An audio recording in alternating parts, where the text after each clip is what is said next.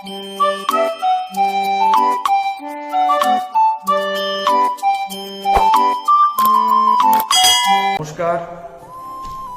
পুরো বাংলা মানে আমার গর্বের রাজ্য পশ্চিমবঙ্গের সমস্ত বেকার যুবক যুবতী ছাত্রছাত্রী সবাইকে জানাই অনেক অনেক সংগ্রামী অভিনন্দন।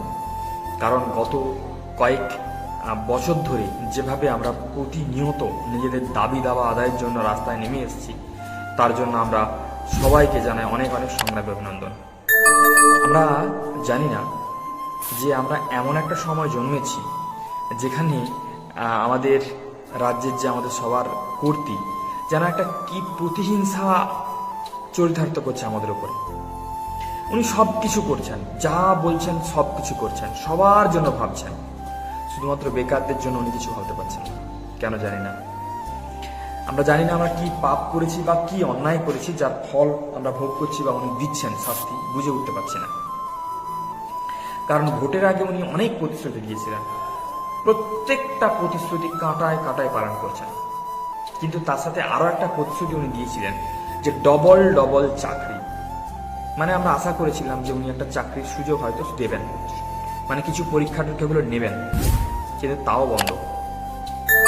হওয়া চাকরি, আপার প্রাইমারি 2014 প্রাইমারি, আপনার 2017 প্রাইমারি হওয়া, আজকে এসএসসি দুর্নীতিতে সব অনশনরত ছেলেরা তাদের হওয়া চাকরি, work education, physical education, nursing ছেলে মেয়েরা সবাই রাস্তায় পড়ে আছে।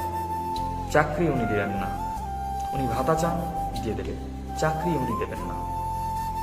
তো এর জন্য দায়ী কে? সরকার? Vote bank? না, কোনো কিছুই দায়ী নয়। দায়ী আমরা, আমাদের মানসিকতা, আমাদের ঈর্ষাবোধ, আমাদের হিংসাবোধ, এটাই সব থেকে বড় দায়ী। আরেকটা কারণ আমি আপনাদেরকে একটু বিশ্লেষণ করে বলি। কারণ আমরা পারিনি। আমাদের খুব সামনেই একটা এসএসসি নোটিফিকেশনের একটা আন্দোলন হয়েছিল। টোটাল 7 লক্ষ ছেলে মেয়ে বাংলায় বসে আছে এসএসসি পরীক্ষার জন্য, অথচ আন্দোলনের জন্য এলো মাত্র 1000 জন। ভাবুন, 1% নয়, 0.07% হবে। ভেবে দেখুন কি জঘন্য অবস্থা। আমাদের মানসিকতা যে ওরা করছে করুক না, যদি জয়লাভ করে ফলটা আমিও পাবো। আমাদেরকে এই মানসিকতাতে বেরিয়ে আসতে হবে, এই মানসিকতাতে বেরিয়ে আসতে হবে, না হলে কিন্তু আমরা কখনোই সফলতা পাবো না। মাথায় রাখতে হবে একটা কথা, আমরা যে স্বাধীন বলে নিজেকে দাবি করি, এই স্বাধীনতার জন্য কিন্তু প্রচুর প্রাণ গেছে, প্রচুর ছাত্ররা প্রাণ দিয়েছে।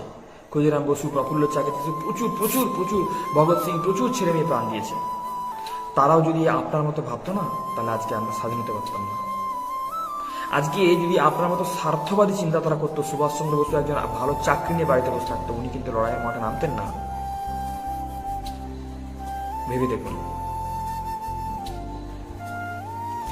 আজকে আমাদের মানসিকতার জন্য, মানসিক জড়তার জন্য সরকার পেয়ে বসেছে। সরকার জানে এরা আমাদের কিছু করতে পারবে না, এরা ভোট ব্যাংকও না, এরা বেকার, এরা সমাজের জন্য শুধু বোঝ, এরা আমার কিছু করতে পারবে না, আমি এদেরকে বাদ দিয়েই সবকিছু করবো, তাই করছে। আর আপনারা আমার কিছু ছিলাম, রাস্তায় পড়ে আছি, বারবার রাস্তায় ছুটে যাচ্ছি। কবে ঘুম ভাঙবে, কবে জাগবেন আপনারা, সেটা আগে বলুন। কবে জাগবেন? ভাবুন, আজকে নায়না করে 60 লক্ষের উপরে ছেলে মেয়ে রাজ্যে বসে আছে, শিক্ষিত হয়ে বসে আছে। সবাই যদি একদিন রাস্তায় নামি, কি হতে পারে বুঝতে পেরেছেন?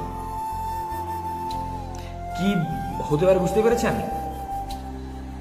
সমস্ত রাজ্যের আধিকারিক, মন্ত্রী সবাই রাজ্যে থাকবে না, পালিয়ে যাবে রাজ্য ছেড়ে। একদিন রাস্তায় নামলে, আমি গ্যারেন্টি দিয়ে বলছি, তারপরের দিন নোটিফিকেশন ঘোষণা হবে। একদিন কষ্ট করে আসতে পারবেন না। এটা হলো প্রথম বিষয়। আর দ্বিতীয় বিষয়, আমাদের আরেকটা মানসিকতা, সেটা হচ্ছে প্রতিহিংসা, হিংসা। আমরা না কিছুটা কাঁটার মতো। আমাদের একটা গ্রুপ, আমরা চেষ্টা করছি উপরে উঠে একটা কিছু আদায় করা, কিন্তু আরেকটা গ্রুপ আমরা পেছন থেকে টেনে ধরবো। ছোট ছোট স্বার্থ, একদম অল্প ক্ষুদ্র ক্ষুদ্র স্বার্থগুলোকে সামনে এনে একটা বৃহত্তর স্বার্থকে জলাঞ্জলি দিয়ে দেবো, তাকে কেটে কুচিয়ে তছনছ করে দেব। এই আরেকটা মানসিকতা আমাদেরকে কিন্তু সফলতা থেকে টেনে রাখছে। তাহলে আমাদেরকে ইমিডিয়েটলি জাগতে হবে, রাস্তায় নামতে হবে, না হলে কিন্তু আমরা কখনোই সফলতা পাবো না। আমি নিজে ব্যক্তিগতভাবে বারবার ভাবি, আমি কিন্তু কখনোই রশিদ আলী দিবসের যে ছাত্র আন্দোলন তখন ছিলাম না। আমি কিন্তু সুভাষচন্দ্র বসুর যে আজাদ হিন্দ ফৌজ তার অংশী হতে পারিনি।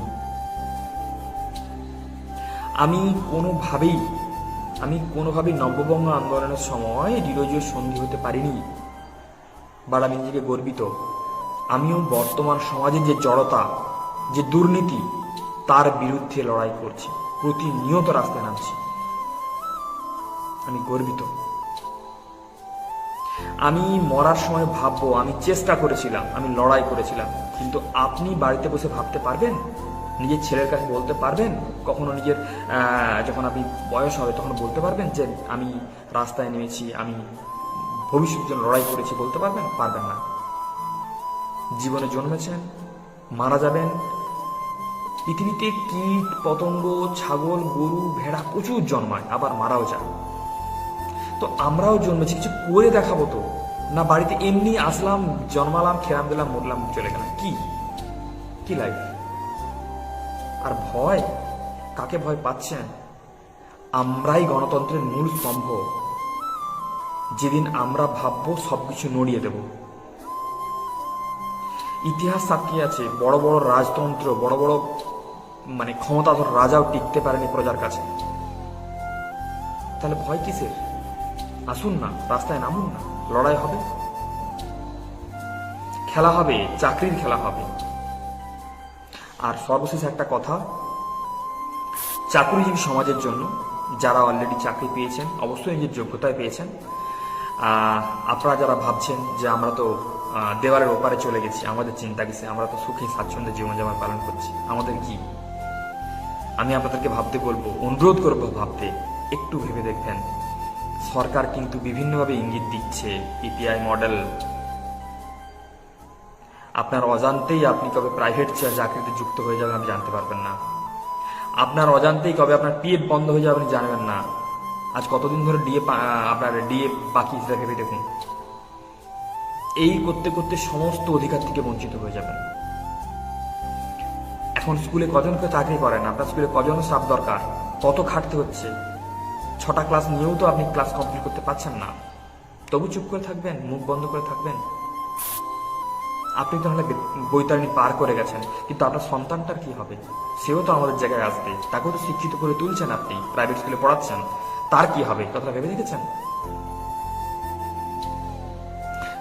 বিভিন্নভাবে কখনো এদের পেনশন বন্ধ হচ্ছে, কখনো ওদের পেনশন বন্ধের গল্প শুনছে। এগুলো এখন গল্প শুনছেন, কয়েকদিন পর গল্প শুনবেন না। এটা অ্যাকচুয়াল মানসিক ব্যাপারকে প্রস্তুত করা হচ্ছে যে হ্যাঁ, কয়েকদিন পর এটা বন্ধ হবে, তাই আগামভাবে সচেতন হওয়া। শিক্ষিত সমাজের পাশে দাঁড়ান। আর কয়েকদিন পর দুটো সমাজ হবে, এক দুর্নীতিগ্রস্ত গুন্ডা সমাজ, আর একটা হবে শিক্ষিত সমাজ, বঞ্চিত শিক্ষিত সমাজ। যবে এই দুটো ডেফিনেশন হবে তবেই সমাজ পরিবর্তন হবে, তবেই লড়াই হবে, তবেই খেলা হবে। খেলবেন নাকি? যদি খেলতে চান আসুন, আমি তো আছি খেলার জন্য। সমস্ত যুবক যুবতী সবাইকে বলবো, রাস্তায় নেমে আসুন, নিজের দাবিগুলোকে একত্রিত করে রাস্তায় নেমে আসুন। একদিন নামবেন, একদিন 60 লাখ ছেলে নামবে রাস্তায় কলকাতার। সারা ভারত কেন, সারা ওয়ার্ল্ড ব্যাপী নিউজ হবে, সারা ওয়ার্ল্ড নিউজ হবে। সবার সামনে এই যে একটা ঘুম ধরা কাঠামো বেরিয়ে আসবে। আসুন, সমস্ত বঞ্চনা উগড়ে দিই, আমরা জয়লাভ করবই, কেউ আটকাতে পারবে না। সর্বশেষে 2014 নট ইনক্লুড ক্যান্ডিডেটের পক্ষ থেকে আমি সমস্ত চাকরি প্রার্থীদের জানাই আবারও আমি সংগ্রামী অভিনন্দন, সংগ্রামী আহ্বান। আপনারা আসুন, প্রত্যেকটা লড়াইয়ে আসুন। যদি লড়াই আসতে না পারেন, নৈতিক সমর্থন করুন, সমস্ত নিউজগুলোকে শেয়ার করুন, দেখুন, মানুষের সামনে তুলে পৌঁছে দেন। তবেই জয়লাভ আসবে। ধন্যবাদ, ভালো থাকবেন।